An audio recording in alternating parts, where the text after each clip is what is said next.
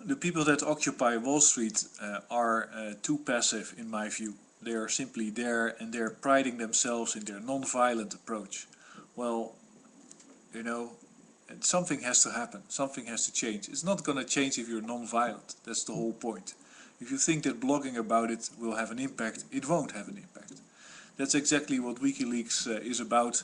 They say, well, there's lots of information that is, it's not controversial, but even if it is controversial, it's not politically effective. It doesn't change the power structure. Lots of what you do in Wall Street now doesn't change the power structure. You're simply there. I've been there, and somebody hits you with a baton and you don't hit back. That's all fantastic, but you're not going to achieve anything. Nothing doing that. What you're going to achieve something with is if you stop buying Coca-Cola, if you stop buying large corporations products, if you buy silver, or if you simply trash these offices. That would achieve something, theoretically. Why? Well, because they would have to move their offices. They would have to learn, or they would learn, that they're socially unacceptable, the things that they're doing there. But of course, you cannot advocate violence, but it will be that way. The moment that somebody starts trashing those offices, starts throwing rocks, then the security detail will come out in full force and try to quell that. And then other people will say, listen, this is not acceptable because we are defending our right to have a decent existence and an economy. And then the shit will be hitting the fan.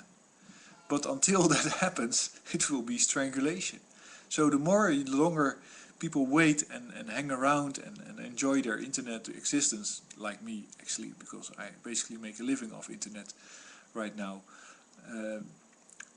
the more this whole system will develop its strength and will strangle you. And with these new laws on marijuana and probably other laws on crimes that you can be arrested for on suspicion, thought crimes that you might be planning to have a sit-in somewhere, and that's a crime now because then you're a terrorist. All these things will mean that the whole population will shift into a manual labor economy in prisons, which, if you don't believe me, you have to check out what the productivity is of the prison system in the US. I can put a link to numbers below this video. But that's what's gonna be, because you're not moving, you're not acting, you're not changing anything. It is when you get resistance, when you get strong resistance, that you're changing something. Until you're getting resistance, you're not achieving anything. Naomi Klein talks about it, and it's all very nice, but she is in this kind of giddy look how social and how much audience I have, how my views are being absorbed.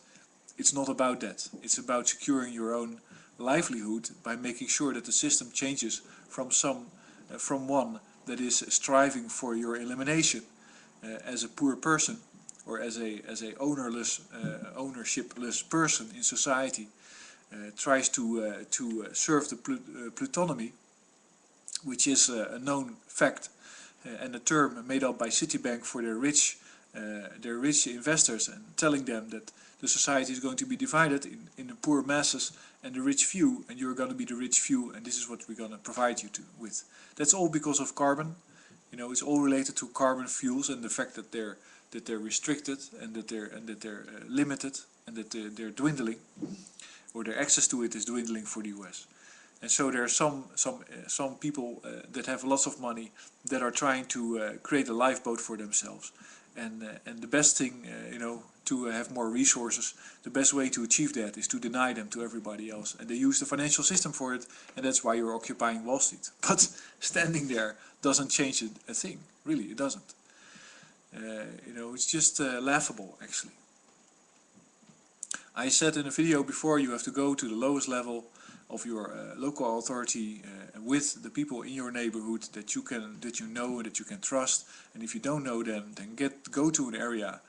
I would advise, go to a zone or an area or a place where you can live, where you can know your neighbors.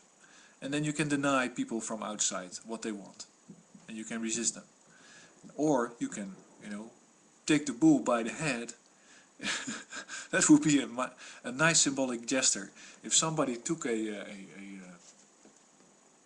one of these things with diamond that you can cut things with, and would cut up the bronze bull on Wall Street and sell it in order to feed poor people.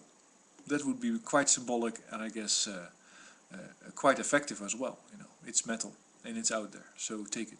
Anyway, I'm not advocating crimes, of course, but I am sick of it. I am completely sick of it. It's just and in Holland it's even harder to convince people that something's wrong. While we just went 6,000 euros per person in Holland in debt because of some overnight decision of our government. Anyway.